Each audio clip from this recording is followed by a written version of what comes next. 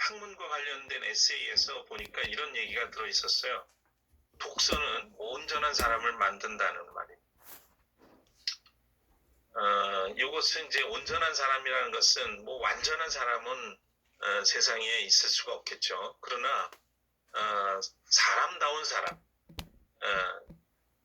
성숙한 사람 또는 전인성을 갖춘 사람, 이런 의미가 되겠습니다.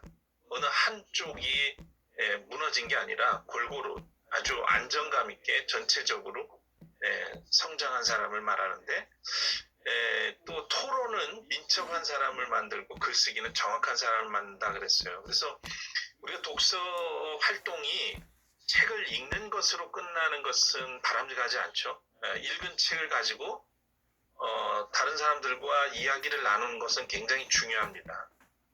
자신의 그 살아온 삶을 기반으로 해서 읽은 책을 다양하게 보는 그런 생각들 또는 이런 것들을 전체적으로 나누는 것은 굉장히 필요하고요. 그러면서 토론이 민첩한 사람을 만든다는 얘기는 상대방의 이야기도 정확하게 듣고 또 빨리 생각하고 판단하고 또 자기의 주장을 통해서 상대방을 설득시키는 이런 굉장히 민첩한 과정이 이제 토론의 과정인데요. 그러니까 책을 읽은 사람들이 토론을 하게 되고요. 그 토론을 통해서 민첩한 생각을 하게 되고 거기에 이제 글쓰기를 통해서 더 자신의 생각을 명확하게 정리하고 또 제시하고 나누는 그런 사람이 된다는 그런 의미로 저는 이 이야기가 읽혔습니다. 그래서 독서는 한마디로 사람을 사람답게 한다라고 하는 점에서 이 말씀을 드릴 수 있을 것 같습니다. 그러니까 삶에 대해서도 우리는 이제 많이 다양하게 정의를 할 수가 있겠죠. 삶이 뭐냐? 저는 이렇게도 정의를 해볼 수 있을 것 같습니다. 읽기다. 우리가 산다는 것은 잘 읽어야 된다는 의미이기도 합니다. 그러니까 잘 읽어야 잘 살 수 있는 거죠. 왜냐하면 결국 우리의 생활이라는 것은 읽기라는 생각이 듭니다. 하루를 시작할 때 벌써 자신의 어디 컨디션과 생각과 이런 것들을 잘 읽으셔야 되죠. 잘못 읽으면 하루 종일 몸이 힘들 수 있습니다. 또 가족들의 감정 상태, 여러 가지 컨디션을 잘 읽어서 감정을 읽어주고 같이 그래야 하루가 시작이 행복해져요. 그렇지 않으면 이제 아침부터 큰 소리가 나고 불편한 하루가 시작이 됩니다. 그러니까 모든 게 읽는 거예요. 잘 생각해 보세요. 지금도 저는 지금 여러분들의 반응이나 표정밖에는 지금 제가 볼 수가 없는데 그런 걸 가지고 지금 이 강의에 어느 정도 적응하고 또 이해하고 함께 하시는가를 읽어야 되는 거고, 또 여러분은 제가 지금 이야기하는 말들 이런 것들을 또 잘 읽으셔야 되는 거고, 그래야 우리가 오늘 이게 함께하는 의미가 있는 거고요. 배움이 이루어지는 거죠. 그래서 저는 삶은 읽기다. 우선 자신을 잘 읽어야 된다는 거고요. 또 삶이 혼자 사는 게 아니잖아요.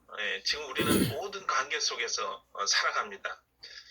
특히 이제 작은 도서관을 운영하시는 분들은 어린아이들부터 어른까지 다양한 사람들을 작은 도서관에서 만나시게 돼요. 그러면 찾아오는 이분들의 마음을 잘 읽으셔야 되죠.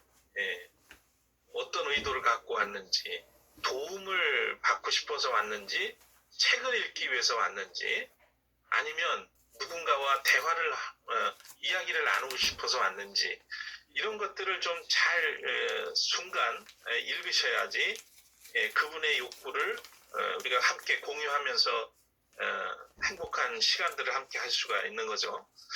어쨌든 사람 잘못 읽으면 순식간에 사기도 당하고요. 사람을 잘 읽어가지고 그 사람의 분위기와 기분을 좋게 만들면 정말 세상에서 돈 주고 살 수 없는 훌륭한 사람을 얻기도 합니다. 그러니까 사람 읽기가 굉장히 중요하다는 말씀을 드리고, 또 하나는 상황을 읽어야 되죠. 예. 그러니까 우리는 독서는 텍스트를 읽는 겁니다. 글을 읽고 텍스트를 읽는 거지만 또 중요한 게 글만 잘 읽는다고 되는 게 아니에요. 물론 글을 잘 읽으면 이런 상황도 잘 읽게 되긴 하겠지만 우리를 둘러싼 상황들, 나를 둘러싼 이런 환경들, 지금 분위기, 이런 것들을 잘 읽으셔야 됩니다. 예, 그래야 거기에 적절한 행동과 어떤 말과 이런 것들을 적절하게 할 수 있기 때문에 그렇죠. 예, 분위기 파악 못하고 이제 엉뚱한 행동을 하고 그런 사람들을 가끔 봅니다. 그러니까 상황도 잘 읽어야 행복할 수 있어요. 그리고 더 나아가서 세상을 잘 읽어야 하는 거죠. 우리가 사는 이 세상이 하루 앞을 내다볼 수 없잖아요. 그냥 굉장히 빠른 속도로 지금 바뀌고 있고, 우리가 1년이 지금 조금 넘었습니다만 작년 12월 1월까지만 해도 우리가 이런 시대를 살아가리라고 뭐 생각이나 해봤습니까? 이 코로나 팬데믹으로 굉장히 우리는 어떤 면에서 잃은 것도 찾은 부분이 있고요. 또 우리가 일상에서 누리던 것들을 내놓아야 되는 그런 것도 많고, 어쨌든 지금 이 상황은 코로나 때문에 우리가 잃은 것도 있고, 코로나 덕분에 잃었던 것 다시 얻는 것, 또 새로운 것을 찾는 이런 시절임에 틀림이 없습니다. 그러니까 지금 이제 작은 도서관은 상당한 위기라면 위기일 수도 있는데, 세상을 잘 읽어서 새로운 시대에 걸맞는 그런 작은 도서관의 역할들을 할 수 있다면 더 이후에 더 좋은 그런 역할들을 우리 도서관들이 할 수 있으리라고 생각합니다. 그건 결국 세상 읽기에 달려있다. 저는 그렇게 봅니다. 자, 이런 차원에서 삶은 읽기다라고 말씀을 드렸습니다. 그리고 저의 독서론이라고도 주장하고 싶은데요. 당연한 것임에도 불구하고 강조하고 싶은 부분이기도 합니다. 우리가 책을 잘 읽고, 다시 말하면 글을 잘 읽는다는 것은 굉장히 중요한 능력이기도 합니다. 그러니까 이 책을 잘 읽는 사람이 결국 세상을 잘 읽습니다. 변화도 잘 읽죠. 이게 무슨 말이냐면 우리가 책을 한 권을 읽었다고 치면 이 책에서 작가 또는 저자가 무슨 이야기를 하려고 하는가, 하고자 하는가를 읽는 것은 대단히 중요하죠. 그걸로 근데 끝나지 않고 그것을 또 해석해내는 능력이 우리에게 필요합니다. 그러니까 우리는 문자를 읽는 게 아니라 그 문자 속에 담긴 그 글의 의미를 잘 읽어내야 되죠. 근데 가령 그 책을 읽었는데 책의 주제가 파악이 안 된 사람이 자기 인생에 대해서 주제 파악이 될까요? 그건 쉬운 일은 아니라고 봅니다. 그러니까 글을 한 편을 읽었는데 그 글에 대해서 제대로 읽어내지 못한다면 자신에 대해서뿐만 아니라 세상에 대해서 읽을 수 있는 능력을 가졌다고 보기 어렵습니다. 그러니까 중요한 거는 우리가 세상을 살아가는데 이 세상의 변화를 읽어야 되고, 또 거기에 능동적으로 대처할 수 있어야 되는데, 문제 해결할 수 있는 능력을 갖춰야 되는데, 그 능력이 어디서 오느냐?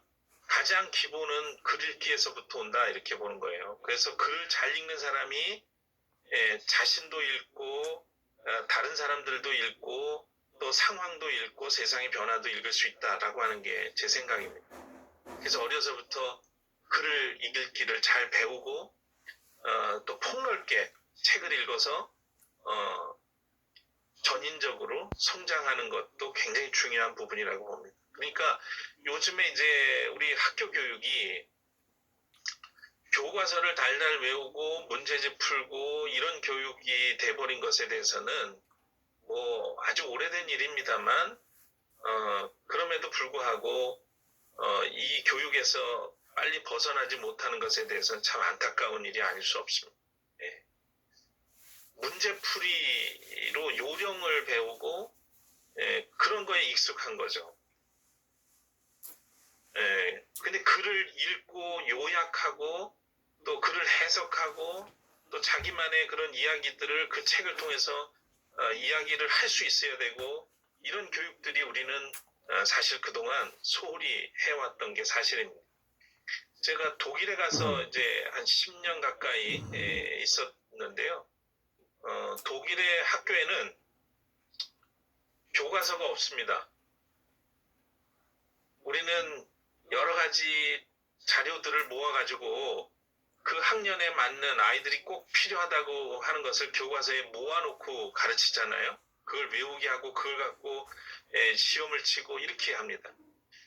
근데 유럽에는 대체로 교과서가 없고 커리큘럼만 있어요. 그러니까 그 연령과 단계에서는 뭘 배워야 된다는 것이 명시되어 있고 그 컨텐츠는 그 교육의 내용은 교사들이 물론 어느 정도 큰 영역에서는 있지만 우리처럼 교과서를 만들어내고 참고서를 만들어내고 문제집을 만들어내지 않습니다. 그 얘기는 무슨 얘기냐면 국어를 공부하고 수학을 공부할 때도 책 읽기가 기본인 거예요. 그러니까 학자들의 책을 읽고 서머리하고 발표하고 자료조사해서 그것을 발표하고 이런 식으로 수업이 진행이 되지 만들어 놓은 교과서를 외우고 그러지 않는다는 얘기죠. 그러니까 이 친구들이 점점 성장해 가면서 책을 읽는 거는 기본이고 그걸 갖고 여러 가지 뭐 연구를 하고 뭐 글을 쓰고 하는 이런 것들이 여전히 자연스럽게 이루어지는 거예요. 여러분 이번에 그 한국과 미국 정상회담을 보셨나요? 그 뉴스에서 별로 안 달아줘가지고 자세한 걸 아마 마지막 정상들이 그 성명서를 발표하는 내용을 기자회견하는 것을 하고 이제 그런 모습을 보면 옛날에 오바마 대통령 시절에도 그런 일이 한번 있었습니다만 기자들이 질문을 안 해가지고 질문을 하라고 기회를 줬는데도 질문을 안 하는 거예요. 늘 받아쓰기만 하다가 자기가 알고 싶은 것에 대해서 정확하게 질문을 하고 얻어내는 그런 게 일반적으로 일상에서 이루어지지 않았기 때문에 이 정상들 앞에 감히 또 잘못 질문했다가 무슨 변이나 당하지 않을까 뭐 등등 이런 염려도 있었겠죠. 그러니까 손들고 얘기하는 게 그렇게 쉬운 일이 아닙니다. 그 얘기는 어릴 때부터 생활 속에서 그런 교육과 훈련이 돼야 되는 거죠. 그러니까 자기 주장을 할 줄도 알고 그게 잘못된 주장이면 스스로 고쳐서 또 더 성장해 갈 수도 있어야 되고 그러는데 결국은 저는 이게 이제 어릴 때부터 글 읽기에 또 훈련이 기본적으로 학업 과정에서 이루어져야 결국은 자신과 세상을 다 읽고 그 변화에 능동적으로 또 주체적으로 살아갈 수 있다라고 보는 겁니다. 그래서 글을 잘 읽어야 세상의 변화도 읽을 수 있고 또 더 나아가서 앞서서 얘기했던 것처럼 영향력 있는 사람이 될 수 있다라고 하는 이야기를 드리고 싶었습니다. 이게 간단한 것 같지만요. 이게 쌓이고 쌓여서 그러니까 어릴 때부터 읽은 다양한 글 읽기가 결국은 자신을 읽고 사람을 읽고 세상을 읽는 힘을 기르게 되고 그 힘이 길러졌을 때 그 생각하는 힘과 더불어 길러졌을 때 자기가 살아가는 이 시대에서 좋은 영향력을 끼치게 된다는 그런 말씀이죠. 그래서 훌륭한 사람은 타고나는 것이 아니라 만들어진다. 태어나는 게 아니라 만들어진다는 말을 많이 합니다. 그래서 앞에서 시작할 때도 말씀드렸지만 지도자들은 독서가들이다. 그러니까 영향력을 발휘하고 어떤 리더십을 발휘하는 사람들은 책 읽는 사람들이라는 사실을 뭐 역사가 증명해 주고 있죠. 그래서 오늘 책을 한 권 읽으면 다른 사람들에게 영향력을 끼칠 수 있다고 하는 그런 이야기도 있죠. 그래서 저는 이렇게 생각합니다. 그래서 왜 그러면 책 읽는 사람들이 영향력을 끼치게 될까? 그게 어디서 나오는 걸까 하는 거죠. 그러니까 책 읽는 게 어떤 의미가 있길래 그 영향력을 끼치고 문제를 해결해내고 리더십을 갖게 되는 걸까? 세 가지로 얘기하면 이렇습니다. 독서를 통해서 아까 사람됨에 대한 말씀을 드렸습니다만 어쨌든 비전을 보게 돼요. 내가 누군지, 나는 무엇을 위해서 의미 있게 살 것인가 이런 문제들에 대해서 생각하게 되고 자신의 미래와 그 삶에 대해서 그림을 그리게 된다는 거죠. 그 다음에 두 번째는 온전한 성품을 갖게 됩니다. 책에서 좋은 분들을 만나게 되고 좋은 이야기를 만나게 되고 이러면서 성품을 키우게 돼요. 특히 우리 동양에서는 고전을 읽음으로써 이 인격 수양을 하도록 그렇게 했죠. 수도 없이 반복해서 읽게 하면서 성품을 키우는 그런 지도자들을 키웠고 그들이 이제 선비라고 하는 사람들이기도 하죠.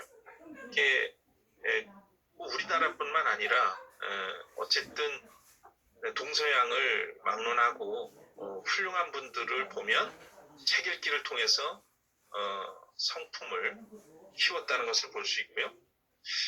또 우리가 놓칠 수 없는 것 하나는 실력입니다. 실력. 책을 많이 읽는다고 막 성적이 쑥쑥 올라가지는 않아요. 생각이 깊어지고 넓어지고 높아지고 다양해지고 이렇죠. 그래서 이런 얘기를 하잖아요. 독서는 마음의 창이다. 마음의 창이다. 그래. 그러니까 책을 안 읽는 사람은 그냥 사방이 깜깜한 벽으로 둘러싸여 있는 방에 살고 있는 것과 같은 거죠. 책을 읽는 사람들은 다양한 방향의 그 창이 있어서 생각과 삶이 굉장히 다양합니다. 굉장히 다양해져요. 예. 그래서 혹시 그런 얘기 들어보셨어요? 세상에서 가장 무서운 사람이 누군지 아세요? 세상에서 가장 무서운 사람. 책 읽는 사람. 뭐 강도짓 하는 사람 이런 사람들이 아니고 아마 접해보신 분들은 아시겠지만 세상에서 가장 무서운 사람은 책을 딱 한 권만 읽은 사람이랍니다. 예. 공감이 되시나요?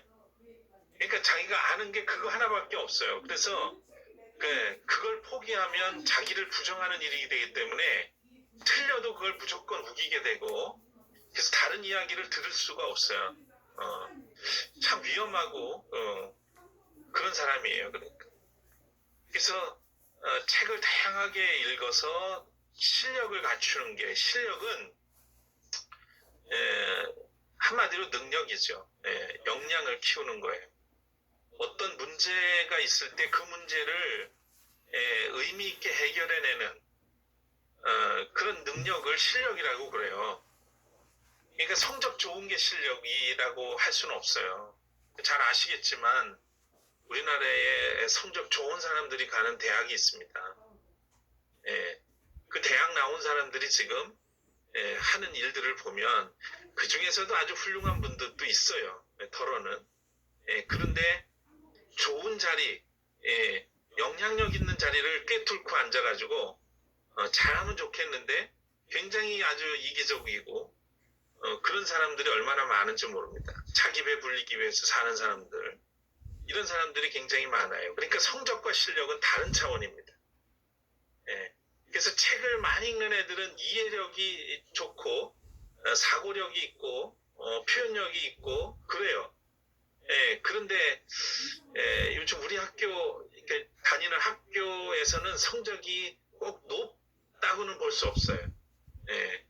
어떤 분들이 이제 독서 교육, 우리 도서관에서도 이제 독서 학교가 있고 그런데, 예, 어느 날 와가지고 그렇게 물어요. 예, 우리 애가 몇 년 동안 독서 지도를 받고 그랬는데, 왜 국어 성적이 안 오르냐고 뭐 이런 소리를 해서. 그러니까 국어 성적 좋게 하려면 학원을 가야 돼요. 그래서 학원 가서 시험 잘 치는 요령도 배우고 그래야 되지. 그러니까 독서는 생각하는 힘을 길러줘서 어떤 문제가 발생하고 맞닥뜨려졌을 때 그것을 의미 있고 지혜롭게 해결해 나가는 능력을 키우는 게 이제 독서를 통해서 키워지는 거죠. 그래서 실력까지 키워진다는 거. 자, 그래서 독서는 결국 영향력 있는 사람들은 비전과 성품과 실력을 균형 있게 갖춘 사람입니다. 예. 그리고 바꿔서 말하면 이제 영성, 감성, 지성을 기본적으로 독서를 통해서 길러지는 거죠. 전인성이라고 보면 이런 인생을 살아가는데 아주 중요한 이 내용들을 갖추는 거죠. 여러분, 오래전에 한 100년 전부터 우리가 해왔던 것들 중에 하나가 이제 IQ 검사예요. IQ. 인지 능력. 예. 그런데 사람이 머리만 똑똑하다고 행복하지 않다는 것을 알게 되죠. 그래서 중요하게 이야기된 게 뭡니까? 정서적인 능력입니다. 감성이죠. EQ. 예. 근데 요즘 다시 많은 이야기들이 나옵니다. 그 중에 하나가 영성지능이죠. SQ. 이 SQ는 EQ와 IQ의 기반이 된다고 봐요. 그러니까 이 영성이 기반이 돼야 감성도 조절을 잘 할 수 있고 또 지성도 의미 있게 발휘가 돼서 영향력이 있는 사람이 될 수 있다고 보는 겁니다. 그러니까 저는 이 독서를 통해서 이렇게 영향력 있는 사람이 될 수 있는 기본적인 소양을 갖추게 된다는 점, 이것을 좀 강조하고 싶습니다. 그래서 저는 말씀드린 것처럼 이제 독서를 통해서 전인성을 개발하고 사람다운 삶을 살아가도록 돕는 것에 이 작은 도서관을 통해서 그 일들을 꾸준히 연구하고 해왔던 거죠. 그래서 다시 좀 정리하면 우리가 독서를 할 경우에 선명한 비전을 볼 수 있다는 점입니다. 더 세부적으로 말씀드리면 삶의 목적을, 의미와 목적을 얻게 되고 또 올바른 세계관, 올바른 가치관을 형성을 하게 되는 거죠.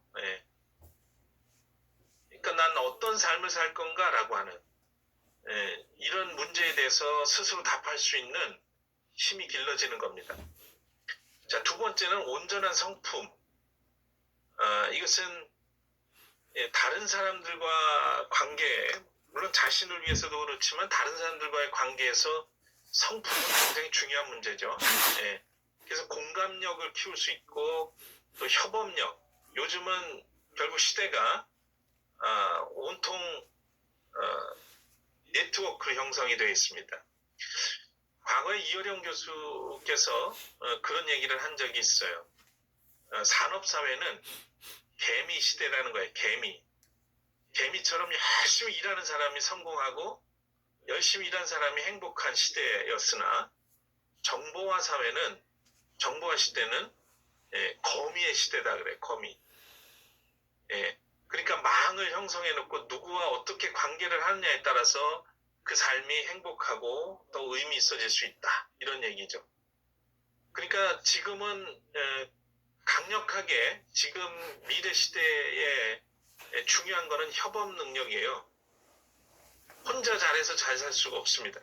예, 함께 잘할 수 있어야 돼요. 그래서 독서는 결국 온전한 성품을 통해서 이렇게 다른 사람들을 공감해 줄 수 있고 또 협업할 수 있는 힘을 기를 수 있다는 거고요. 예, 말씀드렸던 세 번째 탁월한 실력까지도 갖추게 된다. 말씀드린 것처럼 지금은 창의력이 중요한 시대가 됐어요. 남들 따라가다가는 지쳐서 넘어질 수밖에 없죠. 그러니까 스스로 문제 해결할 수 있는 능력 이런 것들을 키워야 합니다. 근데 이런 것들이 내가 막 키운다고 막 키워지는 것이 아니고 굉장히 중요한 도움을 얻을 수 있는 게 다양한 책이죠. 독서를 통해서 이런 실력을 키울 수 있어요. 저희가 그 어린이 유아부터 해서 오랫동안 독서 학교를 해오고 있는데 독서 캠프와 독서 학교를 열어요. 방학 때는 캠프. 나중에 이제 또 사례에서 소개를 하겠습니다만 이제 학기 중에는 독서 학교를 열어서 이 아이들에게 이제 꾸준히 책을 읽고 생각을 키워주는 그런 이제 교육을 해왔어요. 그렇게 한 이유는 특히 동화나 문학책을 보면은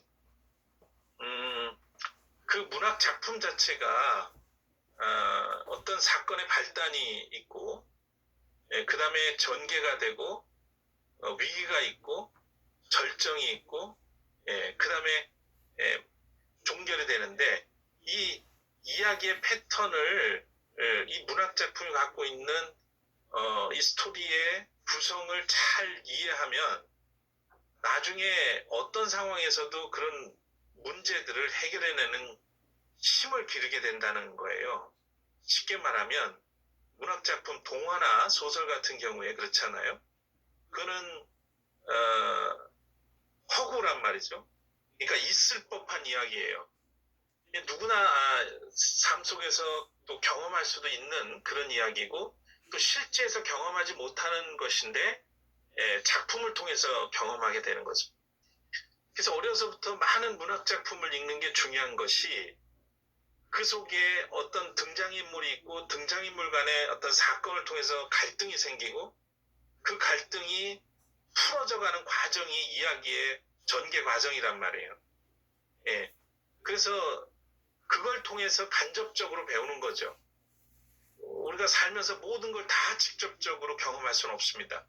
그래서 작품 속에서 간접적으로 그렇게 경험한 것이 예를 들면 그렇게 꾸준히 책을 읽어서 그런 문학작품을 통해서 많은 그 간접 경험을 하고 생각하는 힘을 기른 아이와 전혀 책을 읽지 않은 아이, 그래서 물론 요즘은 게임에도 서사가 있습니다만 서사를 통해서 다양한 생각과 이런 것들을 하지 못하고 아주 단순하게 살아온 아이들은 어떤 차이가 있을까? 이 아이들에게 어떤 삶의 분명한 문제들이 발생할 텐데 그게 사람의 문제일 수 있고 뭐 돈의 문제일 수 있고 어떤 사건 사고에 휘말리는 문제가 있을 수 있고 이랬을 때 그것을 풀어가는 힘이 전혀 준비가 되어 있지 않은 간접 경험이 없는 아이들에게는 얼마나 당황스럽겠습니까?